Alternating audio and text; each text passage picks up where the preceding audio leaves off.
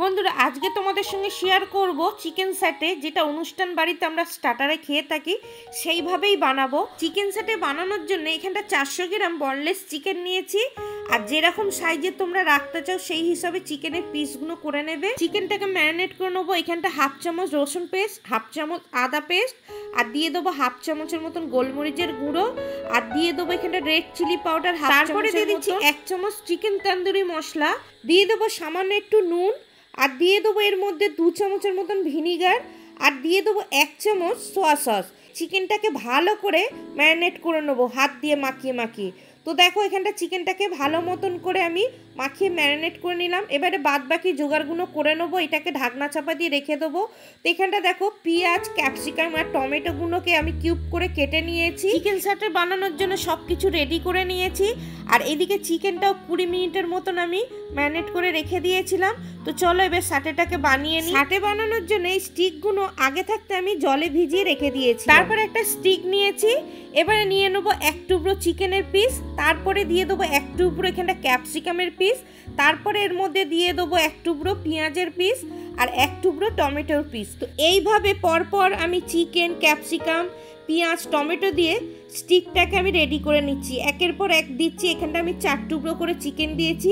এইভাবে কিন্তু আমি স্টিকটাকে রেডি করে নিলাম। আবার একটা স্টিক নিয়েছি, একইভাবে 1 পিস চিকেন, ক্যাপসিকাম, পেঁয়াজ, টমেটো দিয়ে বাদ বাকি স্টিকগুলোকে আমি পুরো রেডি করে নিলাম। তো কত সুন্দর লাগছে দেখো, স্টিকগুলো একদম রেডি হয়ে গেছে। এবার একটা ব্যাটার বানিয়ে নেবো। এখানটা একটা মিক্সিং বোল নিয়েছি, হাফ কাপ ময়দা, আর দিয়ে দেবো 4 থেকে 5 চামচের মতন কর্নফ্লাওয়ার, আর দিয়ে দেবো এর মধ্যে সামান্য একটু নুন, আর দিয়ে দেবো 1 চামচ লঙ্কা গুঁড়ো, আর দিয়ে দিচ্ছি এখানটা 1 চামচের মতন গোলমরিচের গুঁড়ো। দিয়ে শুকনো উপকরণগুলোকে একটু হাত দিয়ে মিশিয়ে নেবো, আর অল্প অল্প জল দিয়ে তারপরে একটা ব্যাটার তৈরি করে নেবো। তো দেখো এখানটা কিন্তু একেবারে জল দিচ্ছি না, একটু একটু জল দিয়ে কিন্তু ব্যাটারটাকে গুললাম। তো দেখো ব্যাটারটা আমার গোলা হয়ে গেছে, বেশি ঘনও না বেশি পাতলা না, ব্যাটারের ঠিকটা এরকম রেখেছি। এবারে চিকেন স্টিকগুলো এই ব্যাটারের মধ্যে চুবিয়ে ভালো করে আমি কোটিং করে নেবো। তো দেখো এখানটা আমি কোটিংগুলো করে নিলাম। আগে থাকতে গ্যাস জ্বালিয়ে একটা ফ্রাই প্যানে তেল গরম করে নিয়েছি। এবারে ব্যাটারে চুবানো চিকেন স্টিকগুলো তেলের মধ্যে ছেড়ে দিলাম। এই সময় গ্যাসটাকে লো টু মিডিয়ামে রাখতে হবে। এবারে দেখো আমি স্টিকগুলোকে উল্টে পাল্টে দিচ্ছি। তো চিকেন সাটেগুলো ভালো মতন উল্টে পাল্টে ভেজে নিলাম। তো এখানটা দেখো চিকেন সাটেগুলো ভাজা হয়ে গেছে।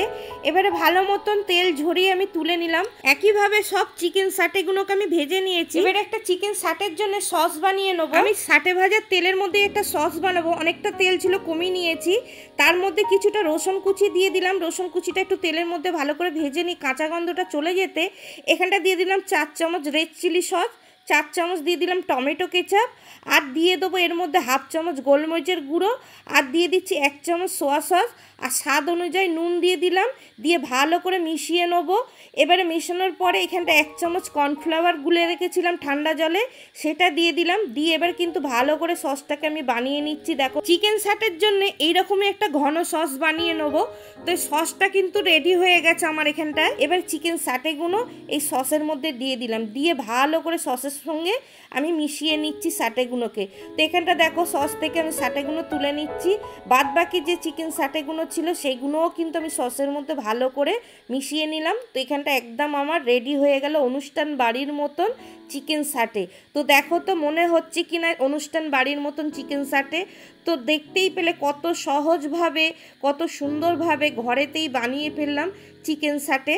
এই রেসিপিটা সবার সঙ্গে প্রচুর পরিমাণে শেয়ার করে দিও।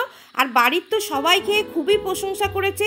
এবারে চলো আমি খেয়ে বলি আজকে চিকেন স্যাটেটা কেমন হয়েছে। সেই খেতে লাগছিল। তো বন্ধুরা রেসিপিটা যদি ভালো লাগে অবশ্যই কিন্তু একটা লাইক করে দিও, আর কমেন্টে জানিও তোমাদের আজকে কেমন লাগলো। আজকের মতন টাটা।